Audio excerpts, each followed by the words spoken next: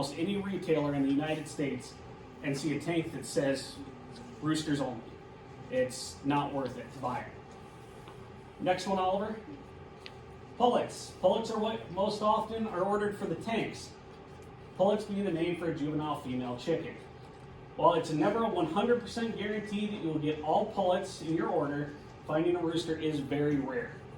Once again, that usually might be if you get something that's a rare run or you get something that's a smaller bird. You might wind up with a rooster or two, but it's not common. Next slide. Bringing home the right chickens.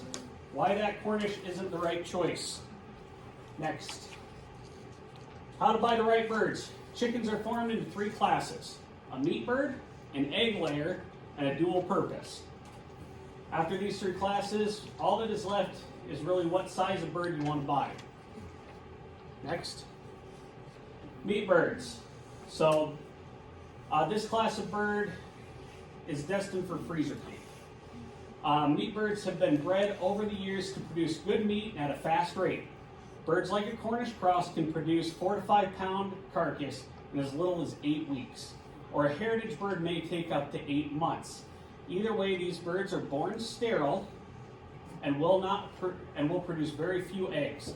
So if you buy a chicken that is fully just designated a meat bird, and those are usually going to be your Cornish cross and a Cornish game hen, things like that, you're not going to get eggs out of a true Cornish bird. They just won't lay eggs. The roosters may, if you let one out with your normal hens, they will try and mate and go through that. But if has anybody seen a live Cornish bird, ones like these, they are, for lack of a better way of saying it, they're big, they're fat, they're ugly. And they don't look like your nice birds running around, but they do produce good meat very fast. Next one, Oliver. Okay. Egg layers. Much like the meat birds, the egg layers have been bred over the years to do one job, and that's lay as many eggs as possible. Egg layers are easy to spot as they are normally... Oh, did I block it in my head? Do you know how to go back on that? Yeah, there you got it. One more? Okay, nope, that's right. They're easy to spot. They're taller, they're thinner, and most often have very simple colors, except for this Polish one down here on the bottom. Egg layers will oftentimes produce between 250 and 300 eggs in a year under the right conditions. With some breeds, you may even see eggs in as short as 4 months. The average for a chicken is usually you're not going to see eggs for about 6 months out of them. The ones who produce faster, something like the Leghorns, so like these ones here, they're going to produce a little bit quicker. Leghorn is also produced, they're egg laying machines. That's pretty much all they were bred for. At the end of their life cycle, they're not going to produce a good bird for you to put in the crock pot. And then you do have these guys like the Polish down here. I'd suggest everybody get one of those at least once. They're not the brightest birds, but they're funny to watch run around. Next slide, Oliver. Dual purpose. Dual purpose hens are fitting to their name. Sometimes referred to as stock pot hens, these birds will not only lay you eggs, but also help feed you dinner after a few years. Dual purpose will normally produce somewhere about 150 to 225, 250 eggs a year, and have good productive span of 2 to 3 years. These hens are normally a stocky size and come in the colors that people really like to show off. So something like this is blue laced red Wynot, a Dominique. This is your Rhode Island Reds, and these are Golden Comets. You usually see them, they're a very big, stocky bird. They're what everybody kind of thinks of when they think of the old English homesteads and running around Grandma and Grandpa's place. They're the big birds, and they'll lay 2 to 3 years really, really steady. They'll lay beyond that. The average lifespan of a chicken laying is about 7 years. So they will lay beyond that, but your amount of eggs will dwindle in the years following. Next slide. And then there's the odd chickens. Just like everything else in this world, you can get chickens in a pint-sized package. This is where we break from the tradition and find the bantams. These birds will be much smaller, but will have a home in the backyard flock. Bantams will still lay eggs for your family and are fun to watch run. They will lay a small-sized eggs and tend to have a very mild temperament. As the people at my store will point out to anybody who asks, they tend to look like they got hit in the head with a frying pan. They're just very stocky birds, low sitting, but they are a lot of fun to run around. And if you do have a smaller backyard, if you do have a smaller need, maybe it's just feeding 2 people or 3, these guys are really fun to have. They will hide in your bushes, they will hide under your deck, they'll go running everywhere. You also get these nice little fluffy ones here. So bantams are a nice thing to have if you don't have the space or if you don't want a huge coop in your backyard. They can take a smaller coop. Oliver? Okay, what you need for your new chickens, keeping it basic. Go ahead, Oliver.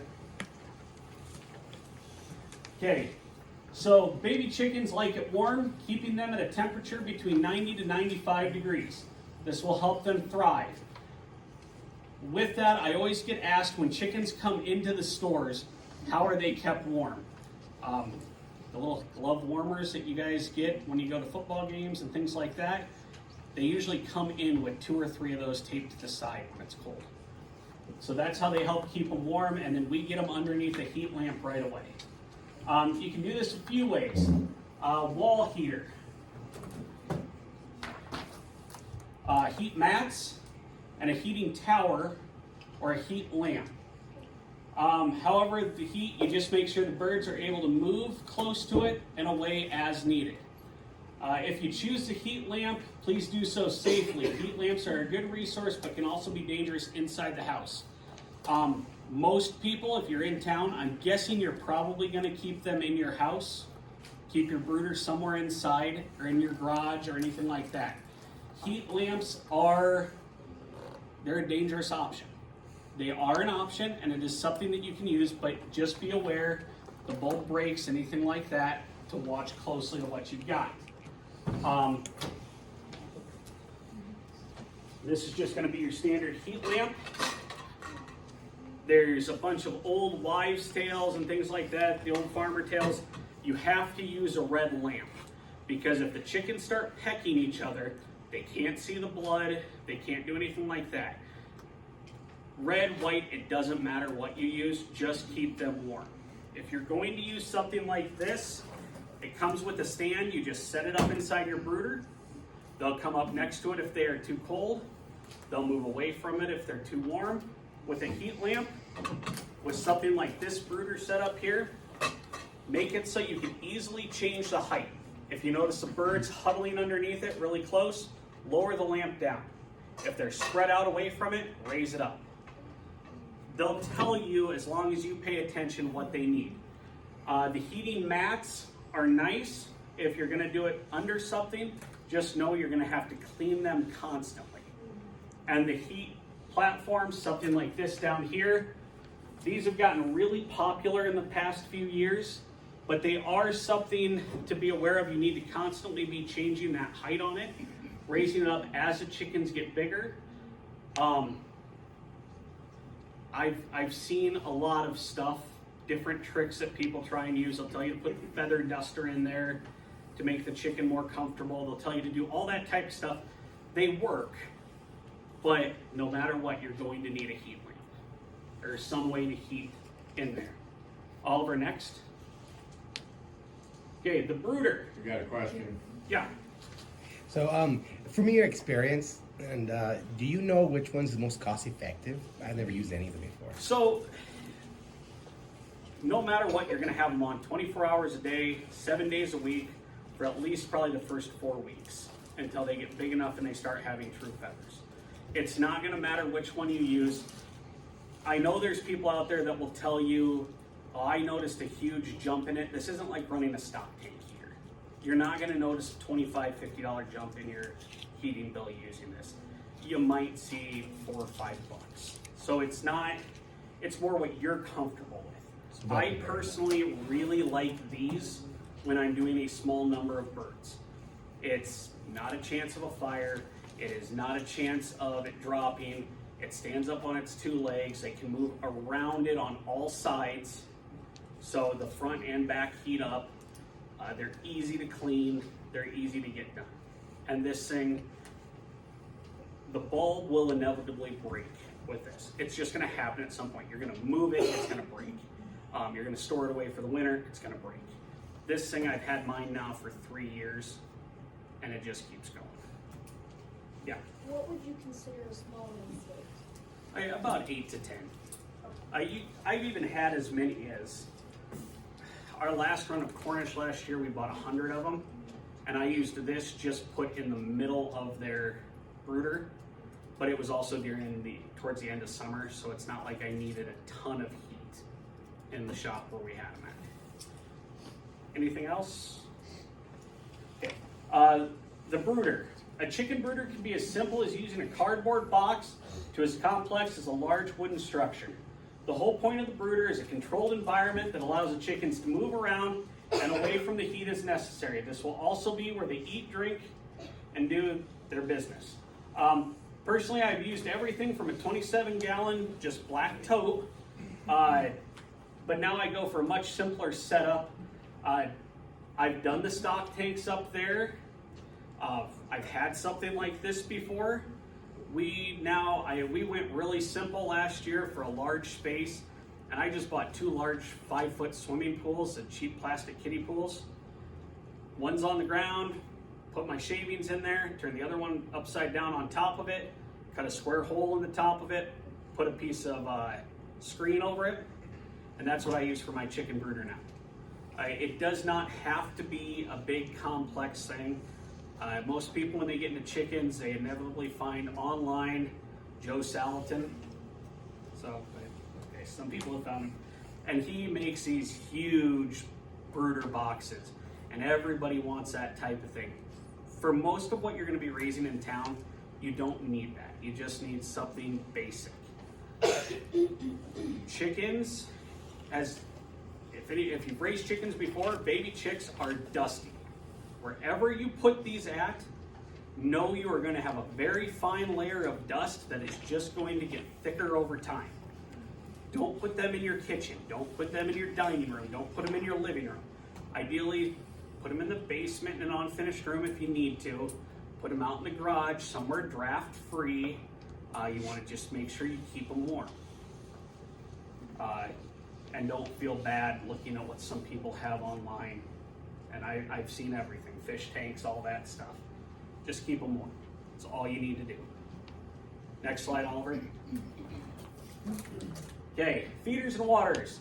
When it comes to picking out the right feeder and water, all you need to know is keep it simple. A feeder can be as simple as an old jar lid, and you can opt for a few quart feeders or feed-through setups. Water should be picked so that the chickens can drink easily. You do not want your baby chickens to get wet at all. This will cause them to get cold, and you'll end up with a loss of chicks. This type of feeder is very simple, easy to use, easy to go with.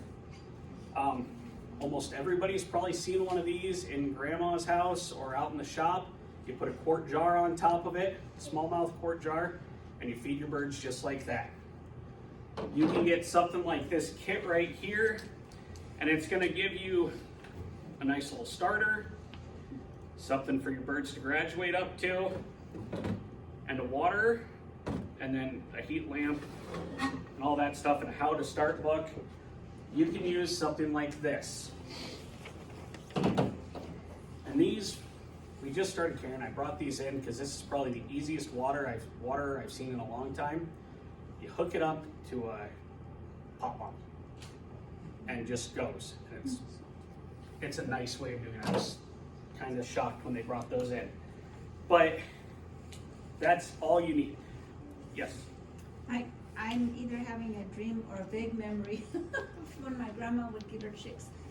She'd like put their beaks in the water. Do you have to teach them to? Yes. You want to give them water immediately.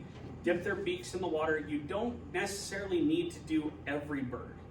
So when we do it out at the store, I'll usually if we get 50 birds in, I'll usually take 10 to 12 of them, and then we put all the other ones right by the water.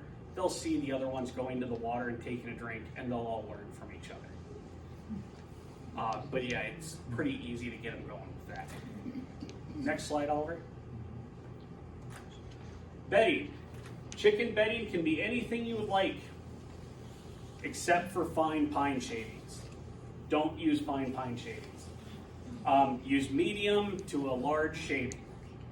But you can also use shredded paper or other available bedding material. Just avoid cedar shavings, as this can cause health issues with your birds. You are also able, depending on your brooder, to put down coop fresh or barn lime to absorb moisture and keep the area smelling fresh. Chickens stink. They're dusty and they stink. Baby chicks are terrible with that. If you're not able to change your bedding out every single day, I do suggest putting down just a little bit. It's called Coop Fresh. It comes in a little shaker jug. You just put light dusting of that down, or you put down some barn lime and then put your bedding right on top of it. It'll help reduce that smell. Like I said, don't use fine pine shavings. Chickens will try and eat it, and it'll cause them, you'll see an impact issue with some baby birds.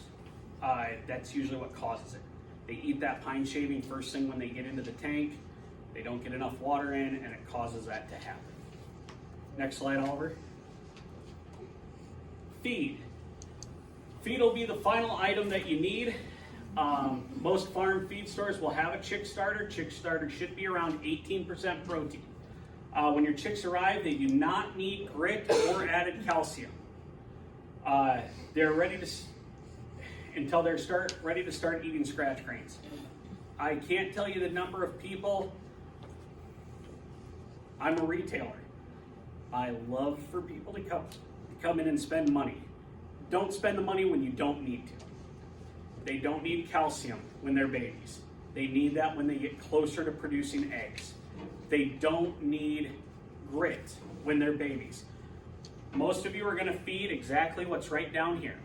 It's something like that, whether you get it from me, whether you get it from Co-op, whether you get it from White Horse or anywhere else. You're going to feed this.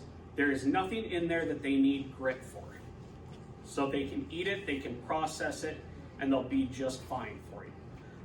The only thing is, I personally do not order any chickens into my tanks medicated when they arrive. So the only reason you need medicated feed is if you've had birds before in that area, or if you've had bird and you may not know what happened to them, or you've had birds before in that area that died of a sickness.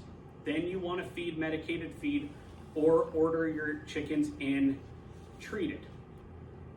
Do not feed a treated bird medicated feed. You've just canceled out everything that you did extra, and there's no point to it. So usually what I recommend, just get a basic chick starter. Medicated helps you feel better about the area, then by all means feed medicated. Most of you just starting off in town, you're going to have probably a little bit higher bird population around your area than I do. It might not hurt to feed medicated feed for the first week or two. After that, you switch back over to regular. Okay. Question, what's the medicated feed for? I knew somebody would ask that and I forgot to write down the name of it. Oh. It starts with an M. It basically helps them if there's been anything in the coop that caused the previous chickens to die. It's like making sure your puppy's treated for parvo just in case if it's in the dirt. Same general idea. Holly? Okay, odds and ends. You now have all that you'll need to get going, but what are some other items you need? Electrolytes, pre and postbiotics are great things to do. If you come out and you buy them from me, I've already given them this when they arrive. It's in their tanks as soon as they get there. It just helps them absorb water better. It's just like you drinking Gatorade after a nice run or after a workout. They're handy powders to have on hand too. When we first start getting really hot days, I will always fill my water up with some electrolytes just to help them. Chick sticks. Much like kids, baby chickens get bored. They will start pecking each other. Give them something to peck instead. Oliver can tell you from experience, though, be careful how you hang this, because one of your chickens will be dumb and decide to eat the string. He knows. A thermometer to place inside your brooder is a good idea to make sure you can track how warm it is in there. A chair, because who doesn't want to sit down and watch the birds run around? And a journal. From my egg background, I take notes on everything. I know what my birds cost. I know how I've done everything. I highly suggest to everybody, keep a short journal, keep track of when you fed them, when you filled their feeder last, as to how much feed they're going through. Baby chickens are gonna eat just a little bit of food, and it's gonna take them, it'll take 8 or 9 baby birds probably 2-3 days to go through this thing. They're gonna get to a week old and they're gonna blast through this in a day. So, keep track of what you do, keep track of what you're feeding them, keep track of what works for you, and make sure you've got that stuff. That is probably the number one thing the first time animal owners, chicken owners, that I tell you, keep track of it. Just keep a journal. Oliver? Okay, setting up your brooder and bringing home some cute chicks. Next. Okay, setting up your brooder. The big day is coming up and now you need to set up your brooder. Don't get too far ahead of yourself. This should be done the day before to make sure that the bedding is nice and fluffy and nothing has contaminated the brooder. Wait until the morning of to fill the water and mix in any electrolytes if you want to use them. Remember, room temperature water is the best. That comes from experience again and me keeping my notes. When you give them cold water, they've come out of that cold box or they've moved, it drops their body temperature. Make sure it's room temperature or the same temperature as your brooder, ideally. Wait on feed. Even though you're excited and think they need food, just let them get extra hydrated. My birds arrive in my tanks at 7 a.m. We do not put food in with them until at least 11 a.m. that morning. Let them get well hydrated. You don't want impact on their butt. Normally, you just wait a couple hours to let them get hydrated. If you buy established birds from a store, you don't need to worry about that. If you are ordering in your own birds, follow those steps. Oliver? Okay, bringing home those cute little chicks. The day has arrived and you've gotten a call from either the post office or the store to come and get your chicks. You'll want to go pick up the birds as soon as possible for these types of orders to get them home hydrated and warm. If you're instead going to buy from the store, then have feed and water ready when they get home. No matter when you get your birds, when you do put them in the tanks, always dip their beak. As we asked earlier, this will show them where their water is. They will find feed on their own. Just make sure they know where their water is. If you get a day or two old bird, they'll pretty much have figured out. They'll see something like this or something like your water in there. They'll know that that's where they need to go for water. Yes? Do you want to socialize your chicks as soon as you get them? Try and not handle them a whole lot when you get them. This is bigger, a little bit bigger than what your baby chick is going to be when you get home. And they are incredibly lightweight. And that means that they're incredibly close to getting hurt. Their legs are going to be about the size of a toothpick. Their bones are very small. Just be careful with them. Look at them, talk to them, let them get to know you.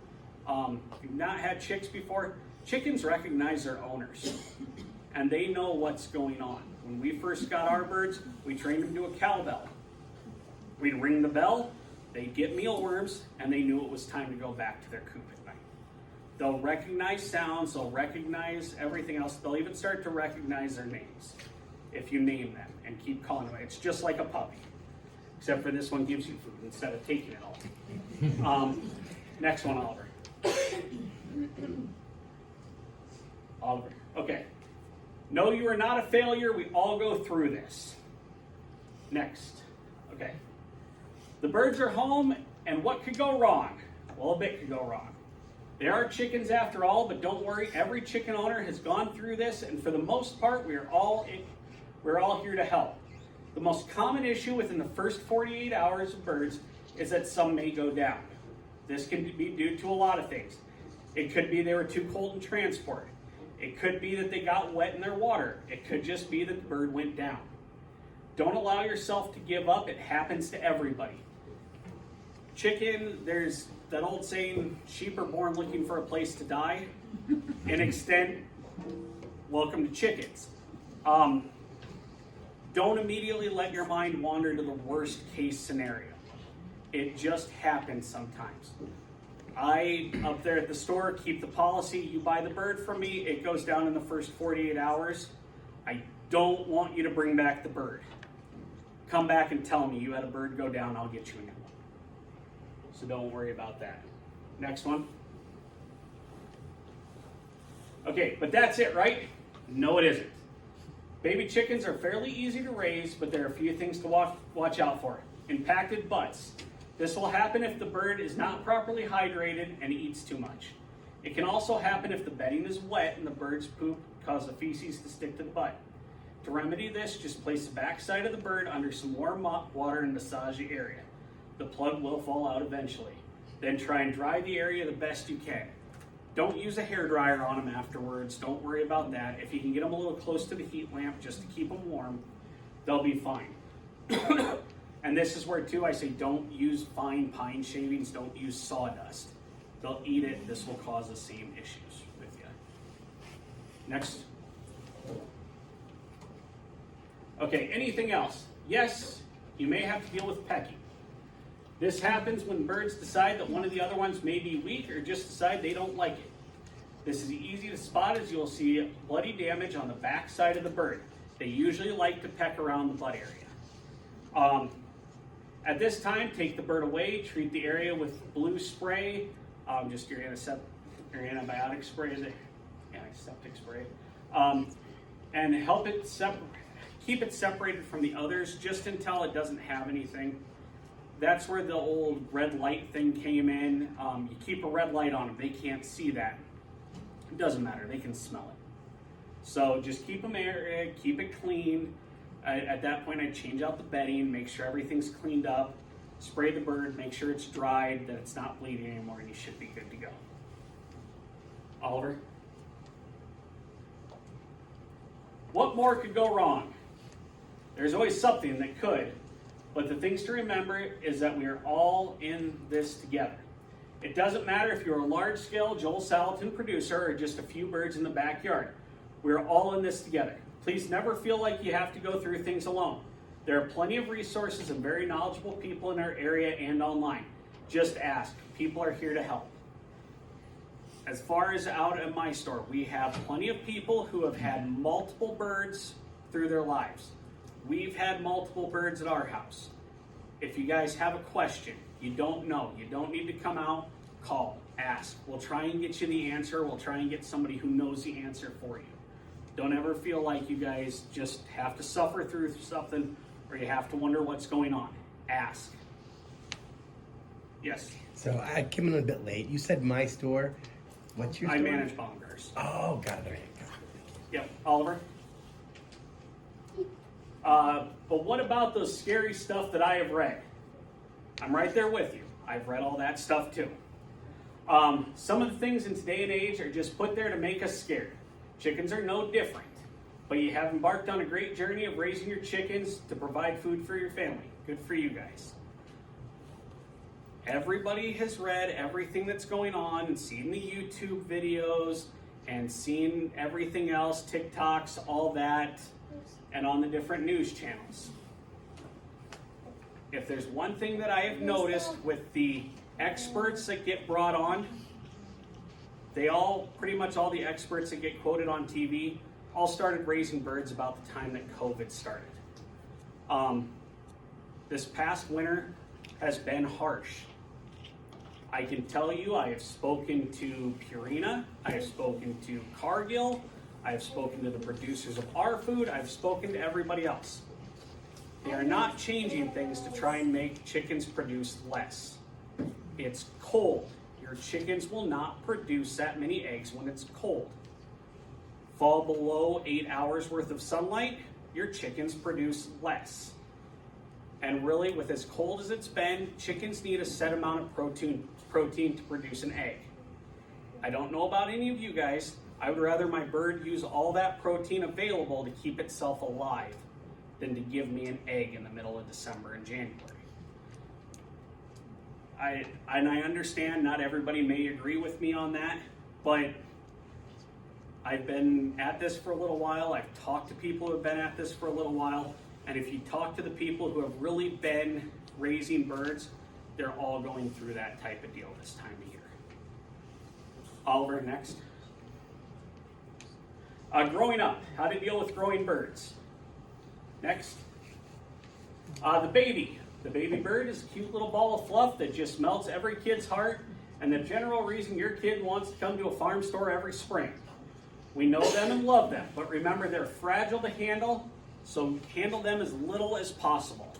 Pick them up, put them in your tank, don't touch them for about a week or two. Oliver? Okay, getting older, 1 to 3 weeks. It's been 4 to 6 days. The little feathers are starting to appear.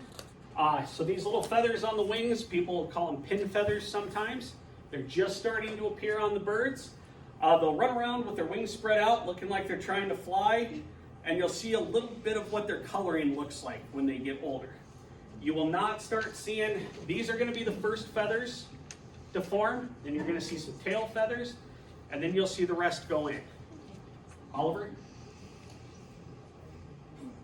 Almost there, 4 to 6 weeks. Your birds are getting so big. Most all of their started feathers should be in by now. They will be ready to fly up, and they're going to try and roost. A brooder that size, 4 to 6 weeks, you're kind of getting to the extent of it. They're going to fly out of that. If anybody's ever come into a farm store, sooner or later you're going to see a bird perched on top of their feeder, on top of the tank lid, everything else. Watch them close at this age. If you choose to start putting them outside in an enclosure at this time, if it's warm enough outside, keep them covered. They're an easy target for any bird of prey to come down on. Just be careful with them. Oliver? Yeah. Define warm enough. 70 degrees, 80 degrees. Once again, try and keep them out of real windy conditions, and I know that's hard, but if you can keep them out in your backyard, I know some people like to make little wire runs for them. Just that can keep them outside. Make sure they go back in, though, when it starts to get closer to evening. You're still going to want to keep them inside at night. 8+ weeks. It is now time to move your birds to the coop. They'll have all their feathers in and can self-regulate their body heat much easier. But still watch them close. Just because they look grown, they're still very small. They won't be to egg-laying size for another 2 to 4 months. And believe me, they will find a hole in your fence line. Be ready for it. I cannot tell you the number of birds we've had that have found any little dinky hole, and we've looked out there and said, hey, we just put 10 new birds out there, where'd they go? And we find them running around clear on the other side of our place. They will find a way out if they can. If at this point in time, smaller coops are best, or a run right outside their door, something like that. Oliver? Okay, so you need a coop. How to pick the right one. Go ahead. Basic example of a 3 to 4, probably 4 is pushing it, bird coop here with just a little outside run area for them. Oliver? Same thing right here. 4, maybe 5 bird coop. It's going to have area for it to roost, do that type of stuff. Oliver? Something like these, Tractor Guys sell stuff like these that you can get. I can order them in. I'd really encourage you maybe go out and talk to Tractor Guys. So they've got a bunch of nice ones sitting out there on their lot. that you can see, Oliver, or the chicken castle. These are for the people who really, really, really like Instagram and Pinterest. And I really, really wanted one of these to begin with, and it just doesn't work on my place. But they're nice. They give you a nice run. They give you a nice protected area. You can put a screen on the sides, plastic on the sides during the winter. They have a good protected area to run around in. Oliver? Okay, all of these coops, but which one is right? There are a lot of coop designs on the market and more designs on Pinterest for building your own. No one coop is perfect. Just remember, you can build your chicks a full chicken castle with a chandelier, and they will lay just like the one in a pallet coop. Just try and do something that you are happy with. Yeah. So I got a question, because I did look at some coops online, and they'll say 3 to 4 birds and whatnot, but I only see like 2 places to roost. How's that work? You're talking the nesting boxes. Those things you showed. Okay, The so coops. Yeah, on the side of it, it'll have something about this big coming out the side. Those are nesting boxes. The only time the bird's really going to go in there is when it's going to lay an egg. They don't sleep in there. They're going to sleep on a roost inside of there. They're just like your birds you see out in the wild. They want to sleep on something that they can stand on, off the ground. The nesting boxes, I think the going number is now that I've read is supposed to be, you're supposed to have 1 nesting box per 8 birds. We've got 30 birds. They use 2 nesting boxes. And it does not matter. If 2 are occupied, they might go to the milk crate in the corner. Oliver? What your coop needs. In the long run, there are very few items that your coop has to have. A roost for the birds, nesting boxes, good ventilation, and room for them to move and you to gather your eggs. The side boxes are really nice if you don't have to go inside or you've got a smaller coop, to just lift those up, grab the eggs out of inside of there, close them back up, make sure you latch them. Those do make for easy targets for raccoons and things like that. Make sure you latch them. You've got maybe a pin on there. I really suggest, and the snap ring pins that you use on a tractor, if you can get a latch big enough for those. I've not seen many raccoons who can pull those apart just yet, but I'm sure there's one out there that's going to prove me wrong sooner or later. Oliver? Yeah. I'm learning a lot, thank you. So when it comes to the roosting, nesting boxes, if their chickens lay an egg, other chickens then will go and lay eggs next to that egg without any problem. Yep. And then at what point, like after 3 eggs, they'll stop laying there, so I should collect them once a day? No. We've had it before where every single bird in the coop decided to lay in that one nesting box. And we'll go out there, and we had, when we first bought our coop was built, it had a wall nesting box in there, and I think there were like 20 spaces in it.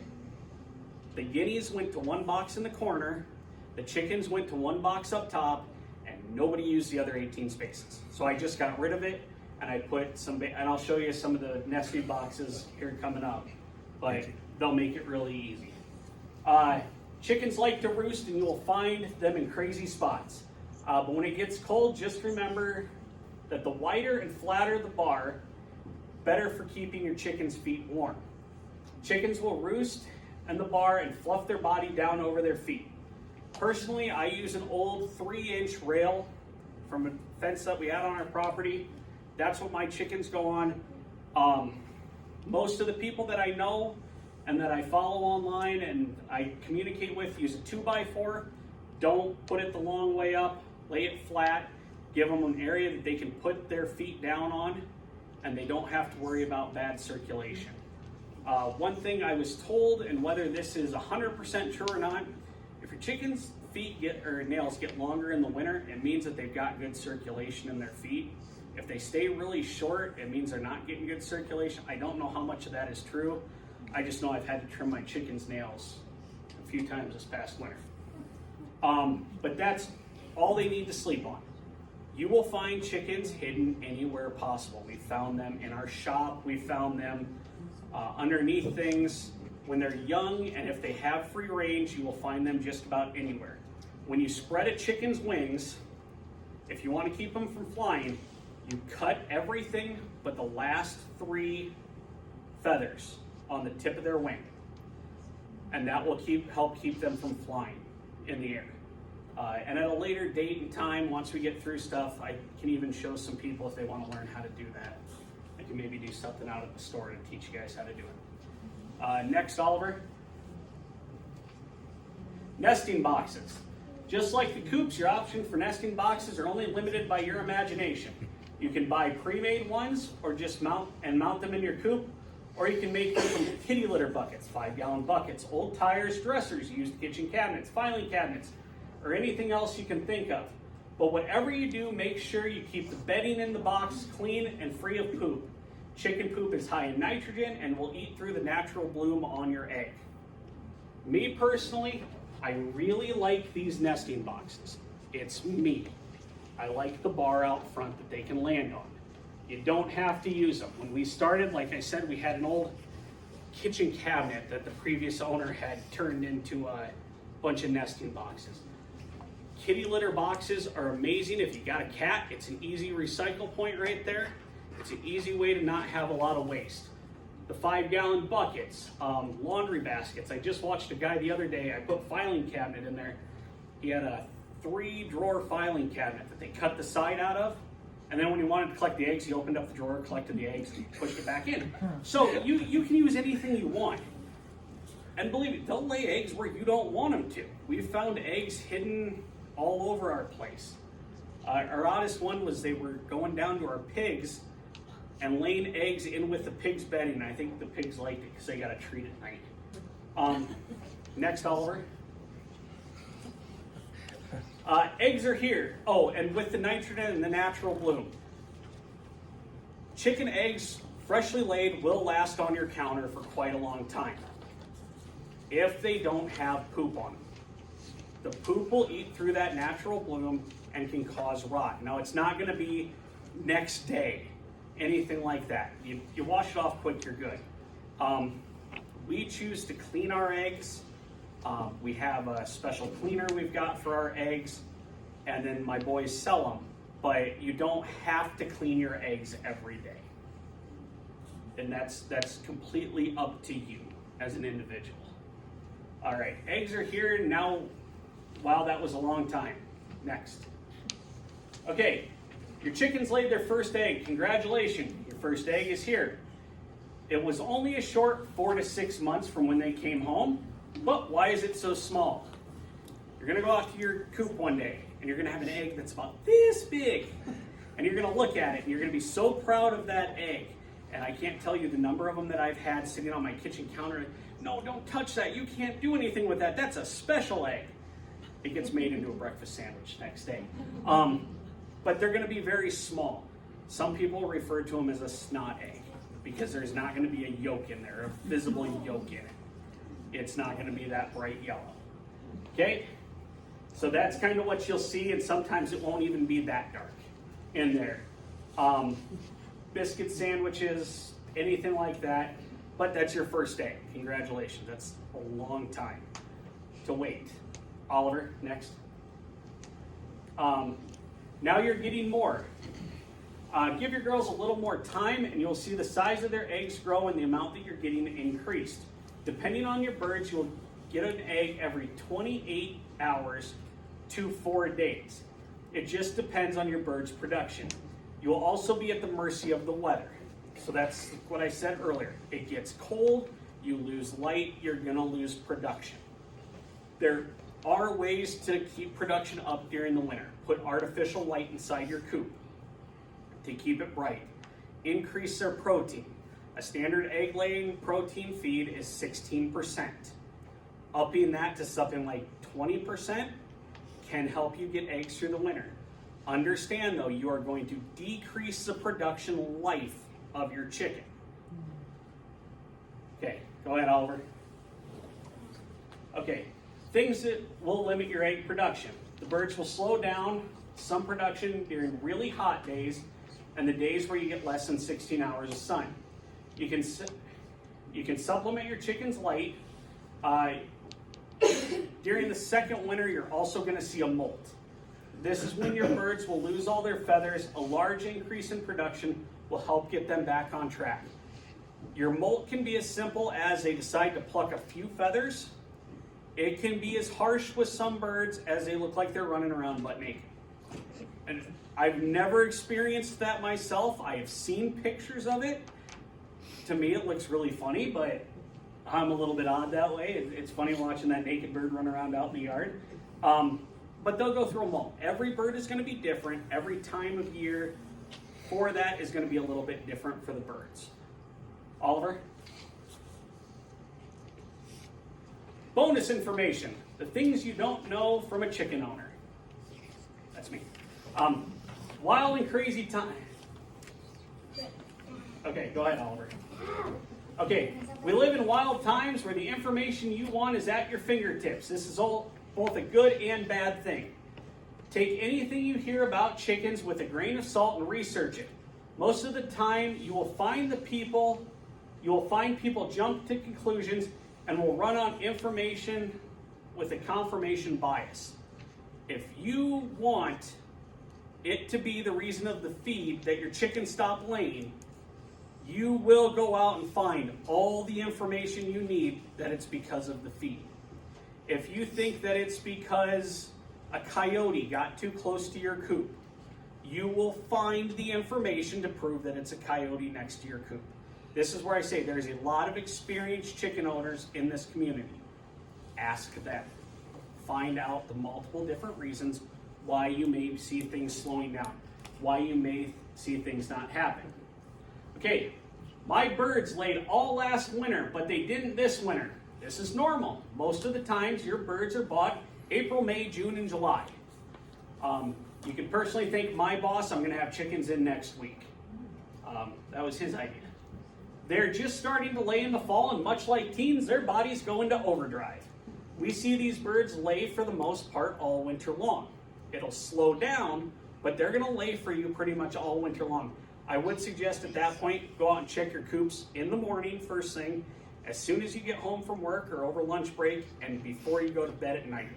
There's nothing quite like a frozen egg.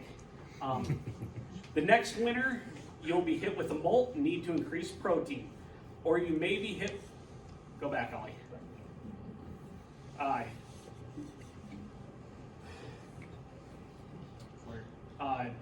Hit with a molt, increase their protein during the cold weather. Would you rather your chicks use their feed to keep warm and live, or make you an egg? Next. Girls can free range all the time. Yes, for the most part they can. They will love it, but remember, you will still most likely need to supplement with store-bought feed or with more protein from other sources. Some benefits of free ranging are happy birds, watching them T-Rex run, lower bug populations, and a good fertilizer for your yard. Some negatives are chicken poop on your lawn furniture. If you don't want the chickens there, that's where they're going to go. And they will be there every single day when you go out and decide to sit on your patio. That's where they're going to have decided to poop or lay an egg.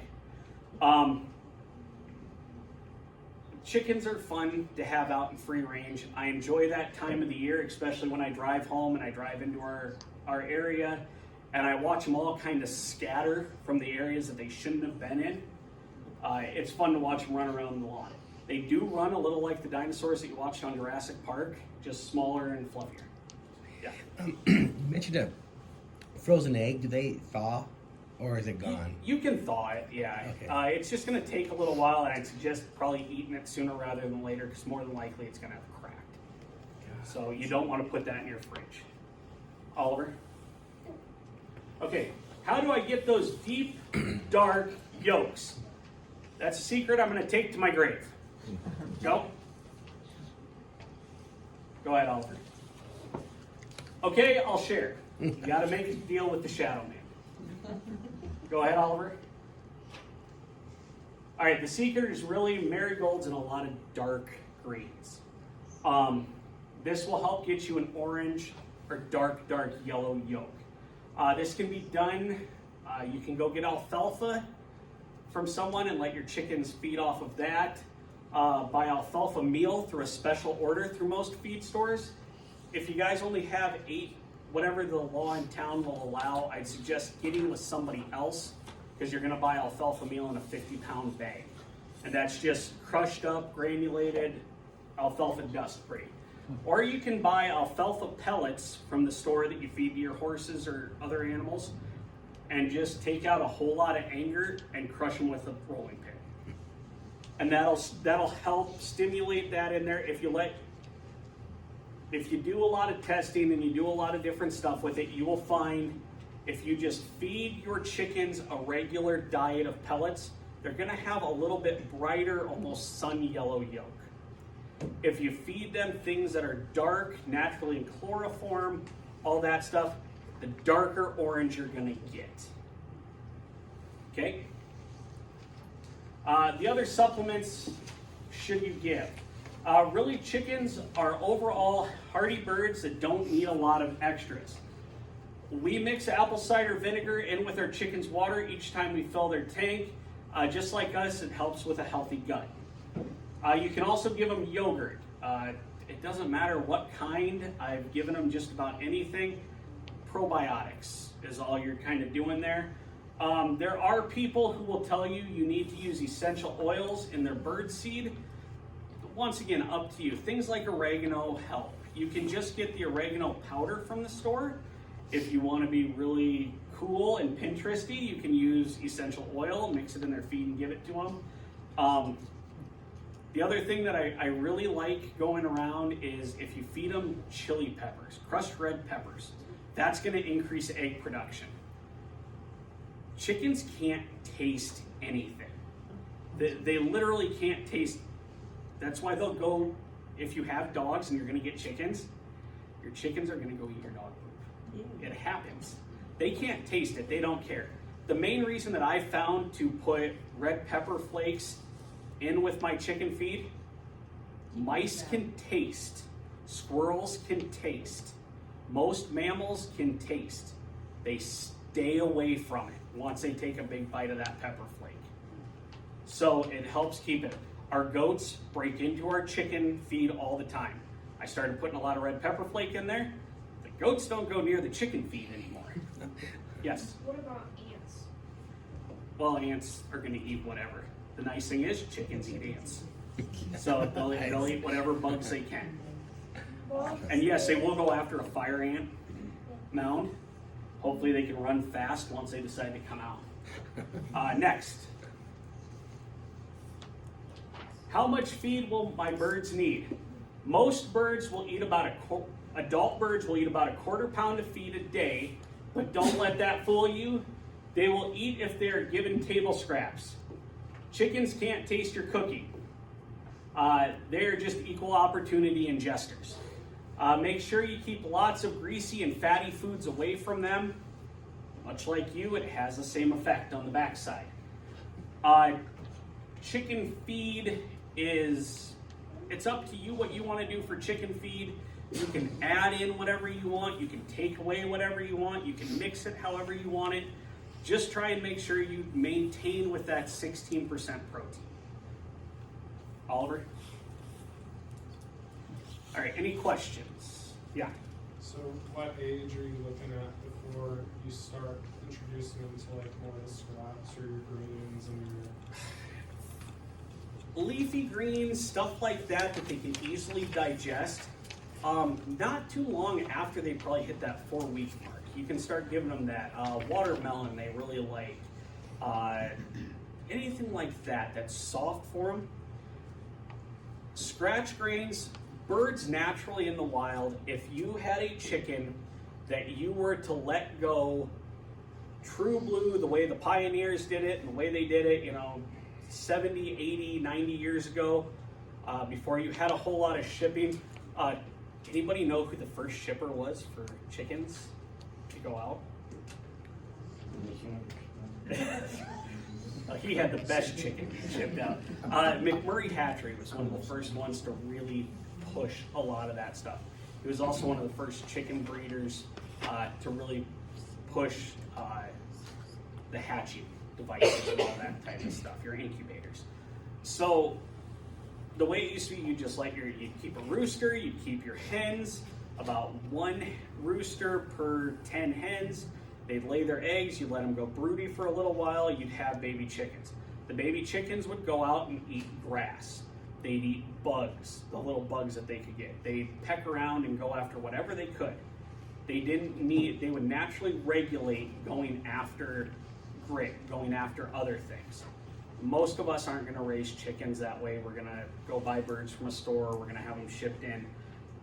So you don't really need that scratch grain. Scratch grain should be probably 8-9 weeks before you start giving them that. I do like mealworms for smaller chickens. It's not something that they need the grit though to break down. Their stomach will do it naturally. Yeah. They can get mites, can't they? Yes, a chicken can get mites. A dust bath is a great way to take care of that and help regulate it.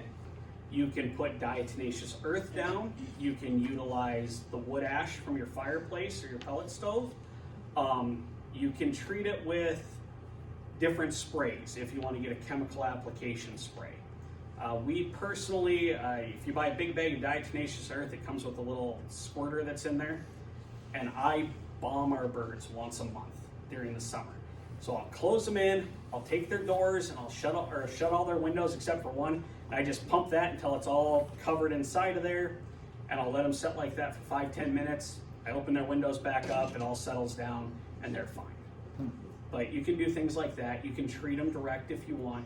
The way you really find out is get a bird that you think might be doing it, just fold up some of their back feathers and you'll see the mites in there just like lice with a kid. Okay. So it's a pretty easy thing to fix. Yes?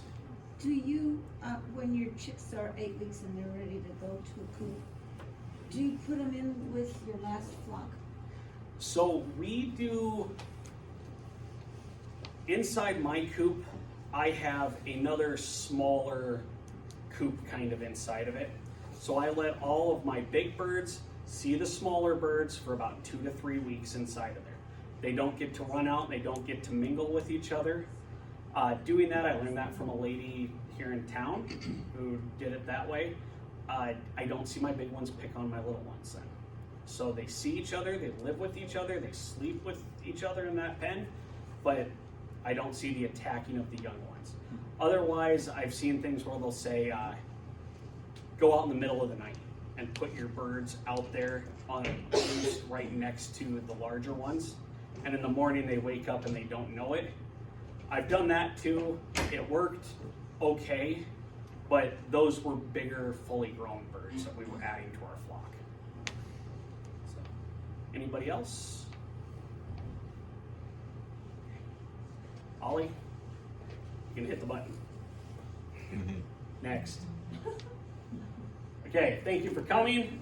Go home, get ready for your fluff nuggets. If you guys have any questions, feel free to come and ask. Co-op is full of people who know a lot about birds.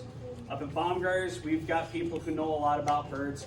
Here at the Extension office, there are a lot of people who know about birds. Do not be afraid to ask questions at any point in time. We are all here to help you. Do not feel like you got to go through something alone. We're here to help everybody out. Thank you. Thank you.